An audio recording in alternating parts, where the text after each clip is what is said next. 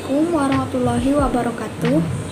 Saya Chelsea Nur Fadilah dengan NPM 2200108354. Di sini saya akan mengulang kembali materi pertama fikih muamalah, yaitu pengantar umum dari fikih muamalah kontemporer.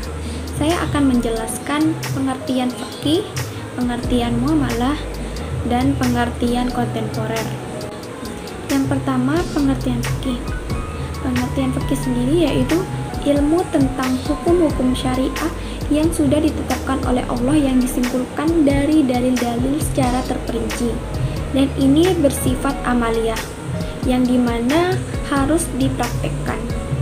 Yang kedua, pengertian muamalah. Muamalah sendiri yaitu saling bertindak, saling berbuat, dan saling mengamalkan atau berlaku timbal balik. Yang menjadi cangkupan dari fikih muamalah itu adalah transaksi keuangan, perkawinan, perselisihan, titipan, dan warisan. Namun ada perubahan setelah itu. Yang dimaksud muamalah tersebut adalah hal yang terkait dengan keuangan dan hubungan keluarga. Namun dalam konteks muamalah kontemporer, pada ulama-ulama muamalah kontemporer membatasi bahwa definisi muamalah adalah hukum syariah yang mengatur hubungan sesama manusia tentang hal keuangan. Ketika orang mengatakan masalah keuangan, berarti identik dengan muamalah. Sebaliknya, ketika orang mengatakan muamalah, berarti identik dengan keuangan. Yang ketiga, pengertian kontemporer sendiri. Kontemporer itu adalah hal yang baru atau hal yang kekinian. Jadi, pengertian fikih muamalah kontemporer tersebut adalah aturan-aturan Allah yang wajib ditaati, yang mengatur hubungan manusia dengan manusia dalam kaitannya dengan kehartabendaan dan bentuk transaksi-transaksi modern.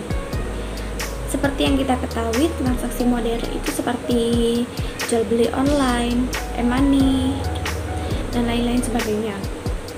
Kedudukan fikih muamalah ruang lingkup dari kajian Islam itu ada akidah, syariah amaliyah, dan akhlak.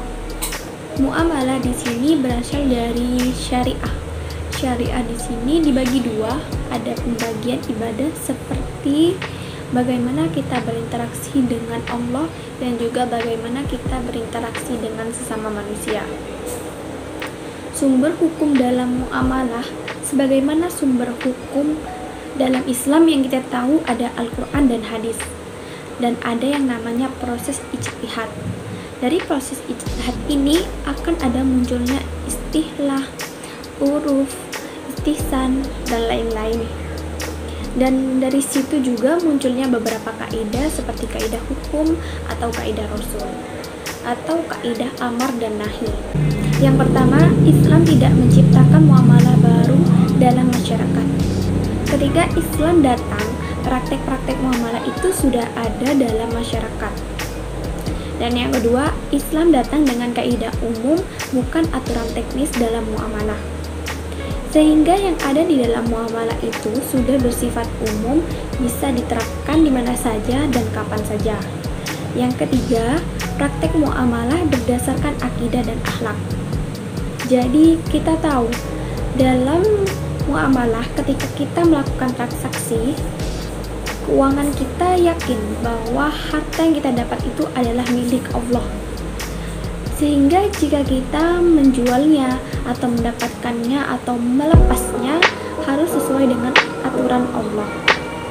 Yang keempat, Islam mengaitkan praktek muamalah dengan tujuan syariah, sehingga kalaupun ada muamalah baru yang kemudian itu mendatangkan maslahat bagi manusia, maka Islam membolehkan hal tersebut selama muamalah baru tadi mengatakan maslahat dan tidak menimbulkan mudarat, karena Islam ini tidak memberatkan umatnya.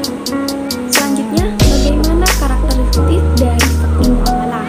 Yang pertama, hukum asal dalam muamalah itu adalah boleh, dengan catatan selama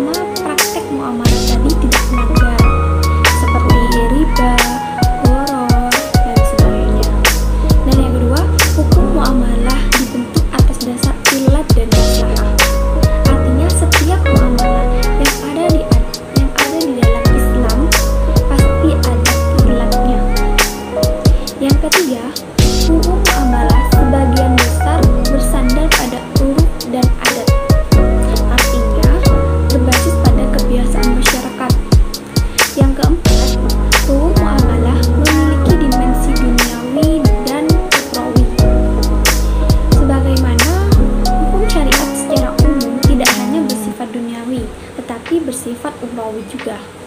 Selanjutnya, ada 7 kaidah fikih muamalah yang harus kita pahami dalam memahami permasalahan muamalah.